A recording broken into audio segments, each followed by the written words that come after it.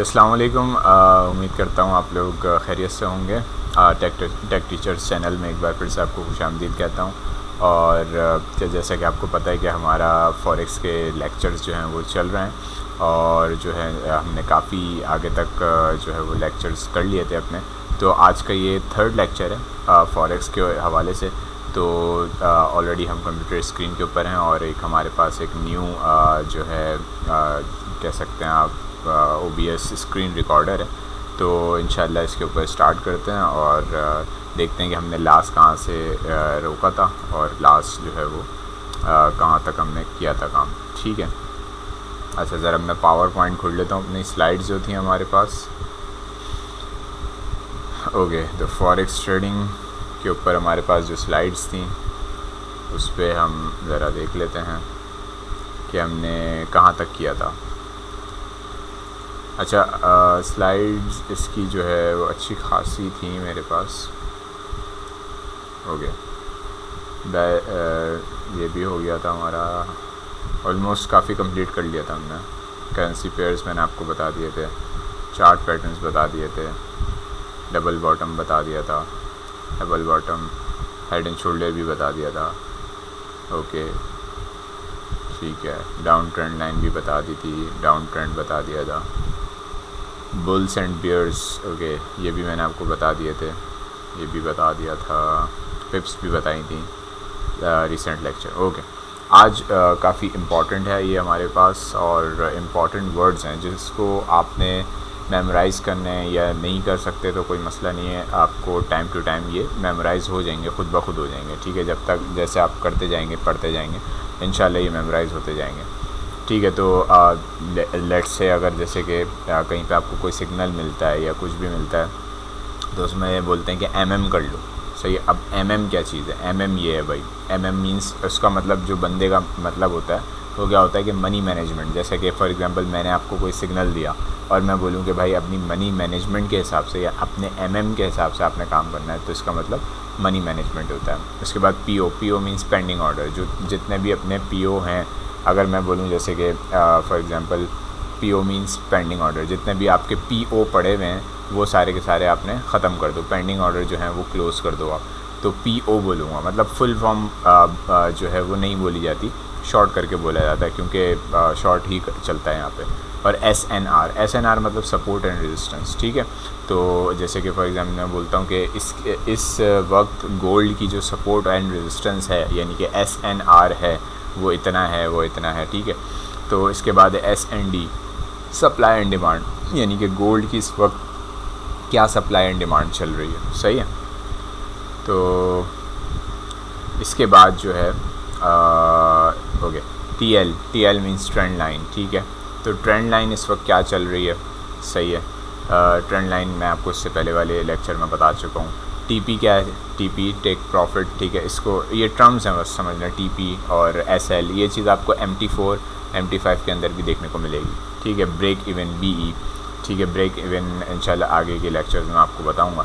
CL means cut loss और layer जो है वो री एंट्री करने को कहते हैं, मतलब लेयरिंग भी एक चीज़ होती है जो कि आगे के स्लाइड्स के अंदर हमारे पास मौजूद है। MC means margin call. ठीक है, ओके नेक्स्ट स्लाइड पे चलते हैं। अच्छा, मनी मैनेजमेंट थोड़ा सा यहाँ पे बहुत इम्पॉर्टेंट चीज़ है, बहुत इम्पॉर्टेंट चीज़ है कि अगर आपके पास फॉर एग्ज़ाम्पल $100 हैं और आप जो है वो $100 होने के हैं आपके पास और आप बोल रहे हैं कि यार मैं $10-20 ऐसे ही लगा देता हूँ या पूरे का पूरा $100 उठा के लगा देता हूँ, तो ये बहुत ही बेकार और बहुत ही बेवकूफ़ों वाली बात होगी। क्योंकि उसकी वजह क्या है? उसकी वजह ये है कि यार अगर आपके पास $100 हैं और वही वॉश हो गए आपके या पूरे ख़त्म हो गए तो क्या करेंगे आप? कुछ भी नहीं कर सकते भाई, आपके पास कोई ऑप्शन ही नहीं है, तो पूरी लिक्विडेशन हो जाती है। मैं जैसे कि मैं आपको पहले भी बता चुका हूँ कि पूरे जो पैसे हैं $100 वो सब के सब गायब हो जाते हैं। तो कोशिश ये करें कि यार जो मनी मैनेजमेंट है, जैसे कि आपको यहाँ पे चार्ट में नज़र आ रहा है उसके हिसाब से करें। अब मैं आपको थोड़ा सा समझाता हूँ। जैसे कि $50 का आपके पास कैपिटल है, यहाँ पे लिखा हुआ है, और हाई रिस्क है। हाई रिस्क कितना होना चाहिए आपका? 0.10 लॉट का। ठीक है, लॉट, अब लॉट क्या चीज़ है मैं आपको बताता हूँ कि जब आप MT4 खोलेंगे तो MT4 के अंदर जब आप ऑर्डर प्लेस कर रहे होंगे ना, तो आपको लॉट्स नज़र आएंगे ऊपर, ठीक है। ये ऊपर इस तरह से लॉट्स होंगे 0.01, फिर 0.02, 0.03 और दूसरा एक चल रहा होगा 0.1, 0.2, 0.3, ठीक है। ये लॉट्स कहलाती हैं। तो अब ये कह रहे हैं यहाँ पे कि अगर आपके पास $50 का कैपिटल है तो आपका जो हाईएस्ट रिस्क होना चाहिए ना, वो क्या होगा, यानी कि हाई रिस्क जो होगा वो 0.10 की लॉट होगी आपकी, 0.01 नहीं, 0.10 की लॉट होनी चाहिए, सही है। और मिडिल जो रिस्क है वो आपका कम से कम जो है वो 0.05 की लॉट होनी चाहिए, और आपके पास उससे भी कम यानी कि सबसे कम जो होता है वो 0.01 की लॉट होती है, ठीक है। अब आ जाते हैं, आपके पास $100 का कैपिटल है, मतलब अज्यूम कर रहे हैं कि आपके पास $100 है, और इसके ऊपर MP4 के ऊपर, तो हाई रिस्क क्या होगा आपका 0.20, सही है। उसके बाद मिड रिस्क क्या होगा आपका 0.10, और इसके बाद जो है वो लो रिस्क क्या होगा आपका 0.01। तो ये अपने जहन में रखना है, इसके हिसाब से आपने लॉट लेनी है और उसी के हिसाब से आपको प्रॉफिट होगा या इसके हिसाब से आपको लॉस होगा, ठीक है। $200 का कैपिटल है तो इसी तरह आपको 0.4 पे जाना है, फिर 0.2 पे जाना है या 0.02 पे जाना है, इसकी लास्ट है।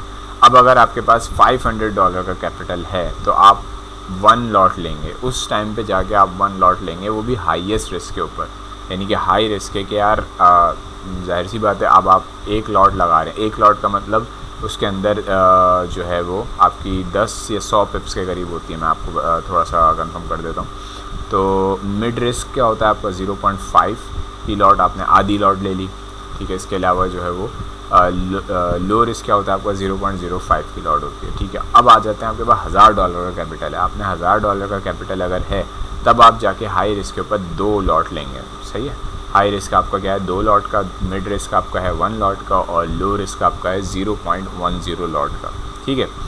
और उसके बाद एक लाइन ये लिखी हुई कि आपके पास जितने भी जो भी आपके पास है कैपिटल, हमें नहीं पता कितना है आपके पास, $2000 होगा, 5000 होगा, 10,000 होगा, जितना भी है उसके हिसाब से आप लॉट्स लेंगे और इसी के वो मैच करेंगे, ठीक है। If you have different amounts from what is shown above, take the closest amount and follow through, ठीक है। तो नेक्स्ट चलते हैं। आई थिंक आपको ये मनी मैनेजमेंट अच्छा लगा होगा, समझ में आया होगा। तो नेक्स्ट, अच्छा यहाँ पे है एक लेफ़्ट और राइट का बनना। अब ये लेफ़्ट और राइट क्या चीज़ है, देखें इसमें, देखें कि एक लेफ़्ट और राइट के ऊपर ना कुछ फ्लैग्स की तरह बन रहा है। ये देखें, ये लेफ़्ट की तरफ जा रहा है, सही है, मतलब ये लेफ़्ट है सारा, और ये इस तरह से ये राइट बना रहा है, सही है। तो ये एक तरह से एक पैटर्न क्रिएट हो रहा है जिसको लेफ़्ट टू राइट, जस्ट एक नाम रख दिया कि यार इस तरह से ये लेफ़्ट टू राइट का एक पैटर्न क्रिएट कर रहा है, ठीक है। इसी तरह इसके बारे में और पढ़ लेते हैं, ठीक है। When we want to analyse it's mandatory to look on the left side, ठीक है। जब हम एनालाइज कर रहे हैं तो ऑब्वियसली हमें लेफ़्ट साइड पे देखना है। First as that is the data given, सही है, जितना जो डेटा आपको गिवन है। Once we have identified the data on the left side, only then we decide whether we want to buy or sell. जब हम लेफ़्ट साइड पे देखेंगे कि हमारा डेटा क्या है, उसके बाद ही हम डिसाइड करेंगे कि भाई हमें बाय करना है या सेल करना है, ठीक है। अब हमें नहीं पता कि लेफ़्ट साइड के ऊपर में, फॉर एग्जांपल लेफ़्ट साइड के ऊपर अगर मार्केट गिर रही है तो यार मेरा ये अंदाज़ा है कि यार राइट साइड के ऊपर वो ऊपर आ जाएगी या बढ़ जाएगी, तो ये मेरा अंदाज़ा है। तो ये लेफ़्ट साइड को देख के किया जाता है। अच्छा, on the left side, on the left there are 3 rejections in the resistance zone, ठीक है। 3 ये देखें, पहला, दूसरा, तीसरा, ये 3 जो हैं वो क्या हैं, रिजेक्शंस हैं। रिजेक्शंस मतलब ये ऊपर की तरफ गया ग्राफ, फिर एकदम से रिजेक्ट हुआ, यहाँ से रिजेक्ट हुआ, और ये जो रिजेक्शन है ये आपको यहाँ नज़र आ रही है, ये देखें, यहाँ से रिजेक्ट हुआ, नीचे आया, फिर ये कंसोलिडेशन में गया, फिर ये जो है यहाँ से रिजेक्ट हुआ, फिर नीचे आया, ठीक है। फिर ये फिर ये यहाँ से ये वाली, इसकी जो, इसको विक कहते हैं, जो पतली सी आपको डंडी जैसी नज़र आ रही है ना, ये विक कहलाती है, ठीक है। तो ये जो विक है जो यहाँ से ये रिजेक्ट हुआ, फिर ये नीचे गिरता गया, फिर ये जो इसका जो सपोर्ट है, इस सपोर्ट से ये उठा और फिर ये ऊपर की तरफ निकल लिया, सही है। तो ये इसका एक हिसाब होता है। और यहाँ पे देखें 3 रिजेक्शंस की बात हो रही थी, और फिर इंडिकेटर आपने जो है दैट इज़ एन इंडिकेटर, जैसे मतलब ये हमें इंडिकेट कर रहा है कि भाई यहाँ पे ये स्ट्रॉन्ग रेजिस्टेंस है। जैसे मैंने आपको बताया ये स्ट्रॉन्ग 3 रेजिस्टेंस आई हैं, 3 स्ट्रॉन्ग रेजिस्टेंस आई हैं, तो हमें ये पता चल गया कि यार ये 3 रेजिस्टेंस की वजह से अब ये गिरेगा नीचे की तरफ। सही है ना। When the price is on the right side reaches the resistance zone, जब प्राइस राइट साइड की तरफ रेजिस्टेंस जोन के अंदर जाएंगे, यानी कि ये देखें ये जो लेफ़्ट साइड है और यही देखें राइट साइड है, तो ये कह रहे हैं कि जो रेजिस्टेंस है ये तीनों की जो रेजिस्टेंस है, इसी तरह अगर राइट साइड के ऊपर होगा तो क्या होगा भाई, resistance zone it will break through, तो फिर वो यहाँ से तोड़ता हुआ ऊपर निकलेगा। सही है, ब्रेक थ्रू आएगा किस चीज़ के अंदर, द स्ट्रॉन्ग रेजिस्टेंस जोन। ठीक है, और यहाँ पे एक स्ट्रॉन्ग रेजिस्टेंस जोन के अंदर से ये ऊपर निकलेगा तोड़ता हुआ, इट विल ब्रेक थ्रू। ठीक है, it is automatically considered as a breakout resistance. इसको फिर हम क्या कंसिडर करेंगे कि ये ब्रेकआउट रेजिस्टेंस है। सही है। अच्छा, लास्ट इसका पॉइंट है, हम ये पढ़ लेते हैं। When it is hit when it hits breakout resistance, we turn the resistance zone into support, RBS कहते हैं इसको। क्या कहते हैं, resistance zone into support, तो इसको RBS भी कहते हैं। wait for the price to reach and we enter buy। तो जैसे ही इसकी जो रेजिस्टेंसेस हैं लेफ़्ट साइड के ऊपर, वही अगर राइट साइड के ऊपर आएंगी, उसी की लाइन में आ जाएंगी, तब हम जो है वो बाई की एक ट्रेड ले लेंगे। और बाई की ट्रेड का मतलब हमें ये पता होगा कि यार अब जो है वो ऊपर की तरफ जाएगा ही जाएगा। तो ये आप जो है वो अपने जहन में रखिएगा। इस तरह से जो है वो लेफ़्ट राइट का हिसाब होता है। नेक्स्ट चलते हैं। अच्छा, यहाँ पे भी आप एक और पिक्चर में देख सकते हैं कि ये इसकी जो लेफ़्ट साइड के ऊपर जो सपोर्ट है, ये सपोर्ट अब ये ऊपर की तरफ यहाँ से निकल गया, और ये जब इसकी सपोर्ट पे आएगा, यानी कि ये लेफ़्ट साइड की जो सपोर्ट है वो राइट साइड की सपोर्ट से जब मैच करेगी, तो वो फिर बाई की ट्रेड हमें लेनी पड़ेगी, ऊपर जाएगा फिर वो। सही है। नेक्स्ट वही देखें, वही बात होगी यहाँ पे भी। On the left side we see support zone with strong rejection, यहाँ से स्ट्रॉन्ग रिजेक्शन मिली, कैंडल पीक्स, कैंडल ऊपर की तरफ जाएगी, और फिर क्या होगा, so we can decide on the right side to buy as we look for buy in the support zone, not sell. ठीक है, सब यहाँ पे फिर आपने सेल नहीं करना, क्योंकि ऑब्वियसली गिरता हुआ आ रहा है, आपको लगेगा यार मैं तो सेल कर दूँ, नहीं ऐसा नहीं, क्योंकि आपने लेफ़्ट साइड पे भी देखना है। असल चीज़ जो है वो लेफ़्ट साइड के ऊपर ही देखना होता है, और लेफ़्ट साइड को जिसको पढ़ना आ गया वो राइट साइड के ऊपर फिर वो धूम मचा देता है। जी हाँ, टू बी ऑनेस्ट बता रहा हूँ। तो when we analyse the chart using SNR मैंने अभी आपको ऊपर बता चुका हूँ कि SNR क्या चीज़ होती है। Always look to your left side as the data for us to analyse is on the left side. ठीक है, हमें हमेशा लेफ़्ट साइड की तरफ ही देखना चाहिए उस डेटा के लिए जो कि एनालाइज करना है हमें, जिसकी वजह से हमें ये पता चलेगा कि भाई राइट साइड पे अब होगा क्या। सही है, तो इस चीज़ को थोड़ा सा अपने जहन में रखिएगा, और उम्मीद करता हूँ कि आपको ये लेक्चर पसंद आया होगा, और आई थिंक अगर पसंद आया तो हमारी इस वीडियो को लाइक ज़रूर करिएगा, चैनल को हमारे सब्सक्राइब करिएगा, टेक टीचर्स चैनल को। और मिलता हूँ मैं अब आपसे एक और वीडियो में, तब तक के लिए अल्लाह हाफ़िज़, अपना ख्याल रखिएगा, और इंशाल्लाह अगले लेक्चर के अंदर हम इससे आगे डिस्कस करते जाएंगे।